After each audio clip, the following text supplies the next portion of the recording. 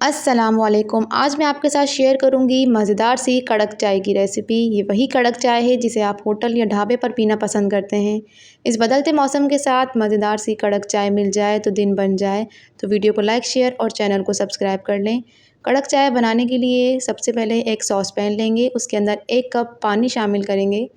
2 सब्ज़ इलायचियाँ इसके अंदर शामिल कर देंगे। इसको खोल कर इसके अंदर शामिल कर दें। इससे चाय में बहुत मज़ेदार सा फ्लेवर आएगा और चाय बहुत मज़ेदार बनेगी। 2 टीस्पून चाय पत्ती इसके अंदर शामिल कर देंगे। ये वही रेगुलर चाय पत्ती है जो नॉर्मली सभी के घरों में इस्तेमाल होती है। अगर आपकी चाय पत्ती हल्का कलर छोड़ती है तो आप इसके अंदर आधा टीस्पून मज़ीद शामिल कर दें। मैंने यहाँ पर 2 टीस्पून चाय पत्ती के इस्तेमाल करे हैं। ये बिल्कुल परफेक्ट कलर बनकर तैयार हो जाएगा चाय का। अब इसको आपने एक उबाल आने तक पका लेना है। कहवे के अंदर एक उबाल आ जाएगा तो इसके अंदर हम 2 कप फुल फैट दूध शामिल कर देंगे।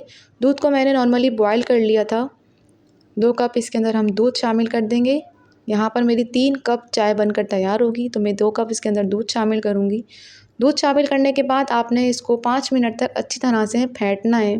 फेंटने से क्या होगा कि चाय का कलर बहुत खिलता हुआ आएगा और मज़ेदार सी कड़क चाय बनकर तैयार होगी।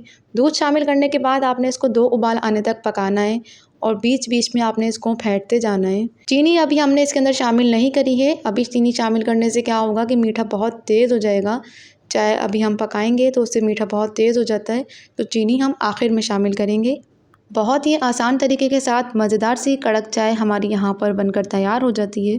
चाय तो हम सब की रूटीन में शामिल है। दिन भर में हम 1 से 2 कप चाय तो पी ही लेते हैं, लेकिन अगर आप इस तरह से कड़क चाय बनाकर पिएँ तो आपकी तबीयत तरोताज़ा हो जाए और दिन भर की तमाम थकावट दूर हो जाए।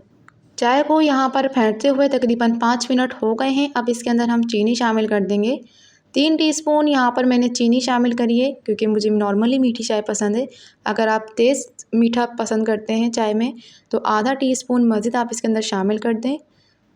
चीनी शामिल करने के बाद आपने एक उबाल आने तक इसको पकाना है। ज़्यादा चाय को हम नहीं पकाएंगे, इस तरह से हमारी चाय गाढ़ी होना शुरू हो जाएगी।